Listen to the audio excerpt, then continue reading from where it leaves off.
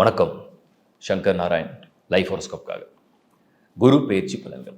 சுப கிரகம், ஒரே கிரகம் தான் முழுமையான சுபத்தன்மையை தரப்போது. குரு பெயர்ச்சி 2025 மே 15, ஒரு வருஷம் இருக்கும். நெக்ஸ்ட் இயர் மே வரைக்கும் இருக்குது. இந்த குரு பெயர்ச்சி என்ன பலனை தரப்போகுது? ரிஷபத்துலேருந்து மிதுனத்துக்கு வந்துடும். காற்று வீட்டுக்கு வரார் குரு, கேந்திர குரு. கேந்திரத்தில் பொசிஷன் எடுக்கிறார். அவரோட பார்வை என்ன பண்ண போகுது, ஒவ்வொரு ராசிக்கும் தனித்தனியே டீட்டெயிலாக எக்ஸ்பிளைன் பண்ணுறேன். குருவை பற்றின மற்ற அடிஷ்னல் இன்ஃபர்மேஷனை இந்த வீடியோட எண்ணிலையும் கொடுத்துட்றேன். கம்ப்ளீட்டாக பாருங்கள். ஸோ ஒரு கிளியர் அண்டர்ஸ்டாண்டிங் உங்களுக்கு கிடைக்கும். www.lifehoroscope.in இந்த ஒரே ஒரு வெப்சைட் மட்டும் தான் நம்புது. இதில் நிறைய சர்வீஸ் ஆட் பண்ணியிருக்கோம். இது ரிலேட்டட் நிறைய வீடியோஸும் அப்லோட் ஆகிட்டே இருக்குது.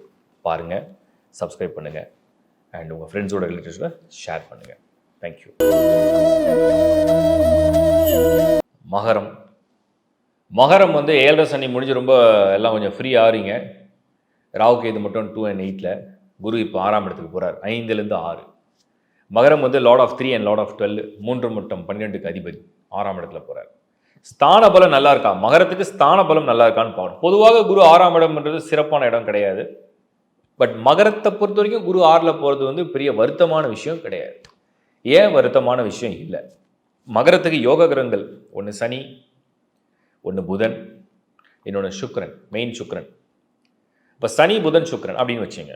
இது வந்து யோக கிரகங்கள். ஒரு மாதிரி ஒரு மத்தியமமானவர்கள் அப்படின்னு யாராவது சொல்லலாமான்னா செவ்வாய். உங்களுக்கு வந்து அவர் மகரத்துக்கு 4 மற்றும் 11, ஒரு பொருளாதாரம், வீடு, வாகன வசதிக்கெலாம் முக்கியமான ஒரு பிளானட். அப்புறம் மகரம்க்கு வந்து சூரிய சந்திரர்கள். சூரியன் வந்து அஷ்டமாதிபதி, கெடுதல் செய்யக்கூடியவர். சந்திரன் ஒரு மாதிரி சமமானவர்னு எடுத்துக்கலாம். இதில் குரு வந்து விரையாதிபதி. அஷ்டமாதிபதி அப்படி தான் விரையாதிபதி. சம்டைம்ஸ் குரு வந்து சம்டைம்ஸ் சகாயஸ்தானாதிபதியாகவும் இருப்பார். இப்போ மகரம்க்கு குரு வந்து ரொம்ப ஒரு ஃபார்ச்சூன் பிளானட் நம்ம வந்து எடுத்துக்கல. அதனால் 6th ஹவுஸில் குரு இருக்கிறது கெட்டது கிடையாது. 3 மற்றும் 12 கூடியான 6ஆம் இடத்தில் செல்வது கெட்ட பலன் அல்ல. இப்போ பார்வையில் என்ன அட்வான்டேஜ் மட்டும் நம்ம எடுத்துக்கலாம். ஏன்னா மகரத்துக்கு குருவுடைய பார்வையில் கிடைக்கக்கூடிய ப்ளஸ்ஸை மட்டும் தான் நம்ம பார்க்க போகிறோம். எங்கெல்லாம் பார்க்குறார்? துலாம் வீட்டை குரு பார்க்குறார். மகரத்துக்கு குரு 6ஆம் இடத்துல இருக்குது. அங்கே அந்த 6ஆம் இடத்துலேருந்து மகரத்துக்கு குருவுடைய பார்வை எங்கே விழுது அப்படின்னு கேட்டிங்கன்னா, துலாம் வீடு மகரத்துக்கு 10th ஹவுஸ், 10வது இடம். ஸோ 10ல் குரு பார்வை. பதவிகளில் மாற்றம், பதவிகளில் முன்னேற்றம், இடம் மாற்றம், வேலையில் மாற்றம், மாற்றங்கள் நிறைந்த நேரம். அதுவும் 6ஆம் இடத்துல குரு இருந்துட்டாரா என்ன அர்த்தம் அப்படின்னா, ஒரு போட்டி இருக்குது, ஒரு இன்டர்வியூ இருக்குது, ஒரு செலெக்ஷன் இருக்குது, ஒரு எக்ஸாம் இருக்குது, அட்டன் பண்ணுறீங்க. உங்கள் ஃபுல் எனர்ஜியோடு நீங்கள் அட்டன் பண்ணுறீங்க, கிளிக் ஆகுது, சேஞ்ச் கிடைக்குது, சான்ஸ் கிடைக்குது. அந்த மாதிரி தான் இது மகரம். அதே குருவுடைய பார்வை 10லேருந்து அடுத்த இடம் எங்கே அப்படின்னா உங்களுடைய 12th ஹவுஸ், 12ஆம் இடம். விரயம், பயணம். ஸோ பயணம், விரயம் ரெண்டுமே கொடுக்கும். ட்ராவல் பண்ணுறவங்களுக்கும் ஆப்பர்ச்சுனிட்டி உண்டு. செலவு செய்யணும், அது நல்ல செலவாக இருக்கணும். ஒரு கடனை வாங்கி இன்னொரு கடனை அடைக்கணும், இல்லை வேறு ஒரு முதலீடு செய்யணும், எங்கேயோ ஒரு இடத்துல ஒரு சின்ன இன்வெஸ்ட்மெண்ட் பண்ணணும், கொஞ்சம் செலவு பண்ணி நான் வந்து சந்தோஷமாக இருக்கணும், டூர் பண்ணணும். இதுக்கெல்லாம் அந்த குருவுடைய பார்வை அனுகூலம், ஃபேவரபிள் அப்படின்னு அர்த்தம். ஸோ இது ஒரு பாசிட்டிவான விஷயமாக நான் பார்க்குறேன். மகரத்துக்கு என்னெல்லாம் அட்வான்டேஜோ அதை எடுத்துக்கலாம். அதே மகரத்துக்கு 2nd ஹவுஸில், இன்கம் ஹவுஸில் குருவுடைய பார்வை வருது. 6ஆம் இடத்துலேருந்து குரு 2ஆம் இடத்தை பார்வையிடுவார். இந்த பார்வை என்ன செய்யும்? 2nd ஹவுஸ் உங்களோட ஃபேமிலி, உங்களோட கமிட்மெண்ட்ஸ், உங்களுடைய இன்கம், ஏதோ ஒரு வகையில் உங்களோட தேவைன்னு ஒன்று இருக்குது. அந்த தேவையை எப்படியோ அந்த குரு வந்து நிறைவேற்றுறாருன்னு அர்த்தம். ஒரு பக்கம் உங்கள் வேலையில் மாற்றத்தை தரார், ஒரு பக்கம் உங்களுடைய பயணத்துக்கு உதவி செய்கிறார், மறுபக்கம் உங்களுடைய பொருளாதாரத்தை நிறைவடைய செய்வார். ஸோ மகரம், குரு யோக கிரகம் அல்ல, ஸ்தான பலம் அல்ல, பார்வை பலம் கொண்ட குருவாக இருக்கார். அதுலேயும் அவர் எந்த வகையிலையும் ரொம்ப கெட்ட டிஸ்டர்பன்ஸ் கொடுக்குற பார்வையில் இல்லை. ஏன் இல்லை அப்படின்னா, குரு பொதுவாகவே சுபகிரகம், யாருக்கும் கெடுதல் செய்கிறதில்ல. அது கெடுதல் செய்கிற மாதிரி தெரிஞ்சாலுமே அது நன்மையிலேயே போய் முடியும். அதுதான் குருவுடைய ப்ளஸ்ஸு. எப்போவுமே குருவுடைய ப்ளஸ்ஸே இதுதான். கெடுதல் செய்கிற மாதிரி தெரியும், ஆனால் நன்மையிலேயே போய் முடியும். அது ஒரு லெசன் மாதிரி இருக்கும் லைஃப்பில். மகரத்துக்கு 6ஆம் இடத்து குரு உங்களுக்கு அதிர்ஷ்ட குரு அப்படின்னு நம்ம எடுத்துக்க வேண்டாம், யோக குருன்னு எடுத்துக்க வேண்டாம், மிகப்பெரிய வளர்ச்சியை கொடுத்துருவார் ஆஹா ஓஹோ அப்படிலாம் எடுத்துக்க வேண்டாம். பட் எந்த வகையிலும் தொந்தரவு செய்யவில்லை, எந்த வகையிலும் கஷ்டங்களை தரவில்லை. கடனை அடைக்க, வேறு ஒரு கடனை வாங்க, வேலையில் மாற்றம் செய்ய, உங்களுக்கு வந்து பயணங்களுக்கு வந்து உதவி செய்ய, செலவுகள் செய்யும்போது சுப செலவுகளாக மாற்றி தர, உங்களுடைய குடும்ப தேவைகளை நீங்கள் பூர்த்தி செய்ய, இதுக்கெல்லாம் நல்ல பலனை மகரத்துக்கு இந்த குரு ஏற்படுத்துவார். ஸோ உங்களுக்கு மெயின் சனி தான், குரு அல்ல. குரு ரோலை சின்னதாக ப்ளே பண்ணுது. அது வரைக்கும் அதை நீங்கள் என்ஜாய் பண்ணுங்கள். தேங்க்யூ. இப்போ நீங்கள் வந்து ஒரு ஒரு பலனை பார்த்துருப்பீங்க. உங்கள் ராசிக்கு எப்படி இந்த குரு எப்படிலாம் இன்ஃப்ளூயன்ஸ் பண்ணுறாருன்னு பார்த்துருப்பீங்க. நான் இன்னும் அடிஷ்னல் இன்ஃபர்மேஷனை கொடுத்துட்றேன். குரு மட்டும்தான் ஒரு ராசியை வந்து கம்ப்ளீட்டாக ப்ரொடெக்ட் பண்ணுவார். ஒரு மனிதனை பாதுகாக்கணும், ஒரு மனிதனுக்கு ஒரு சுப பலன் நடக்கணும், எண்ணங்களே நல்லா இருக்கணும், மைண்டே வந்து பாசிட்டிவாக இருக்கணும், ஒரு ஒரு ஃப்ரெஷ் திங்கிங் இருக்கணும், புதுசாக ஒரு விஷயத்துக்காக யோசிக்கணும், ஒரு அருளோடு ஒன்று செய்யணும், ஒரு பிளெஸ்ஸிங்கோடு ஒன்று பண்ணணும் அப்படிங்கிற எல்லா பலனையும் இந்த குரு தான் தருவார். ஸோ குரு வந்து பொதுவாக மிதனத்துக்கு வரும்போது அதுக்குன்னு ஒரு பலன் இருக்குது இல்லையா?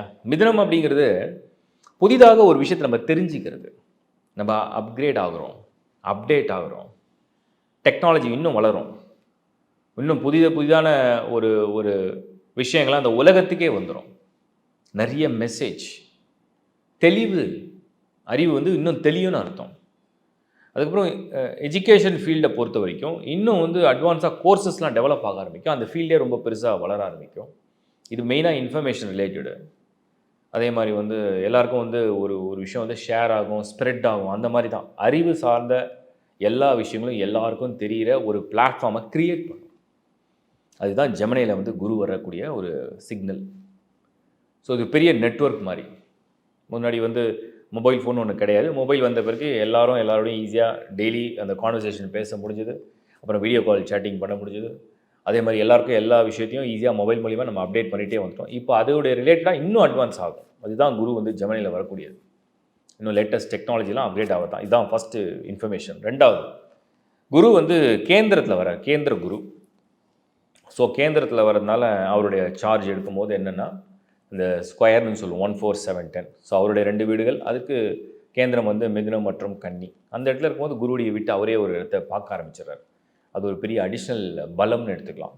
பொதுவாகவே வந்து காலச்சக்கரத்துக்கு 3rd ஹவுஸில் குரு வரும்பொழுது என்ன மாதிரியான பலன்களை தருவார் அப்படின்னு சொன்னோம்னா, பெரிய லெவலில் வந்து இந்த பிஸ்னஸ் எக்ஸ்பான்ஷனை பற்றின பிளானிங், அந்த பிளானிங் வந்து ரொம்ப வைடாக வர ஆரம்பிச்சிடும். இதெல்லாம் வந்து குருவுடைய இன்னொரு அட்வான்டேஜ். அதுக்கப்புறம் நம்ம வந்து பர்த் சார்ட்டில் உங்களுக்கு நீங்கள் உங்கள் ராசிக்கு, அதாவது சந்திரன், அது வந்து நீங்கள் ஈஸியாக தெரிஞ்சுப்பீங்க. இப்போ மேஷம்னா 3, ரிஷபம்னா 2, மிதுனம்னா ஜென்ம குரு அப்படின்னு சொல்லிட்டு.